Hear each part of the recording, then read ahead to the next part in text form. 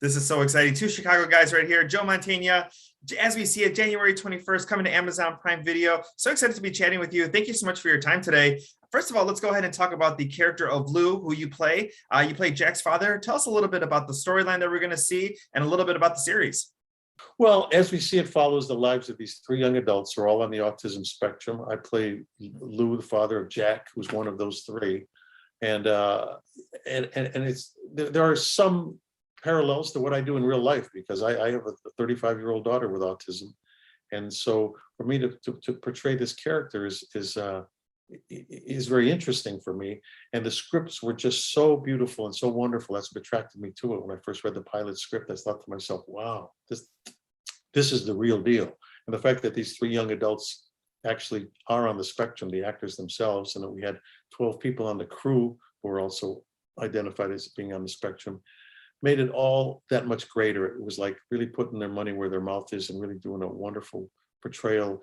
The comedy, the tragedy, everything in between. It's like any well done show, with all these added kinds of aspects to it that made it very special for me.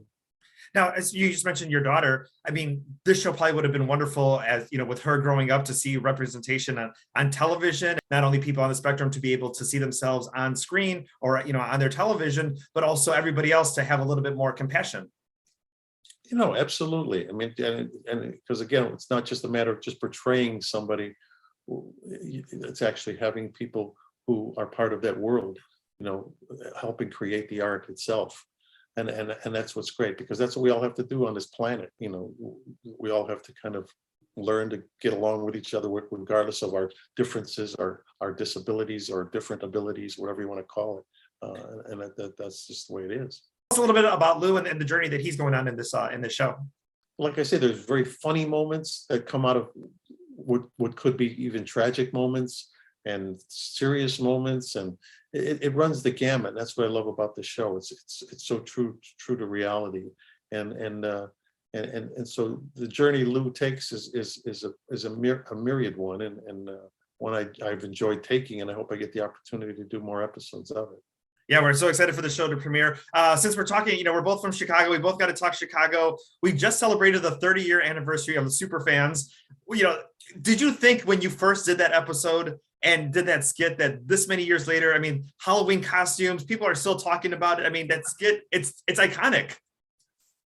I know. I mean, I feel very flattered to have done the very first one, because when I was hosting the show, I think it was like 1990, 91. They figured, well, he's from Chicago. Robert Smigel, writes the skit for me as, Da Bears, and, I thought, well, this will be cute. This will be fun. And we did it. No, and then little did I know that the next day, I guess after it aired, I mean, all over, they were running it on a loop at some of the radio stations in Chicago. Next time I was in Chicago, I see billboards that said the Bears, the Bulls, the Cubs, the Sox. I mean, it became and then George Wendt started doing it. And then they would call me up and ask me if I wanted to fly in and do it, along with George every time he did it. But George, he was off Cheers at the time. I was busy doing stuff. I really couldn't go as often. I think I wound up doing one more with George later on. But it's been a real treat. We almost made a movie of it. In fact, there was a movie script that never got made, but because Chris Farley was one of the big part of it, but he had passed away, so we wound up not making the movie.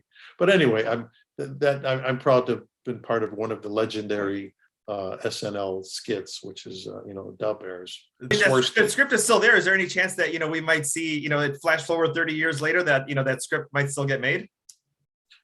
You never know. If they make the call, I think Bob and Bill Swirsky will be glad to saddle up once again. The one to come right back out there and talk about the Bears. Talk about the Bears, but something else we got to talk about: the Cubs. You're always at the games as well too. Any plans to come out this summer if things go back to normal to come sing "Take Me Out to the Ball Game" and coming out? I certainly hope to. I usually try to do that I've been doing it many, many years. I mean, every year I usually host the National Memorial Day concert in Washington, D.C. with another great Chicagoan, Gary Sinise, and I. The last couple of years, we haven't been able to do it because of the COVID situation. But especially if we wind up doing the DC concert, it's always a nice trip for me to come right from DC to Chicago, visit family, go to a Cub game, throw out the first pitch, sing the seventh, do all that. So we'll see how it pans out, but I certainly hope to be able to do that.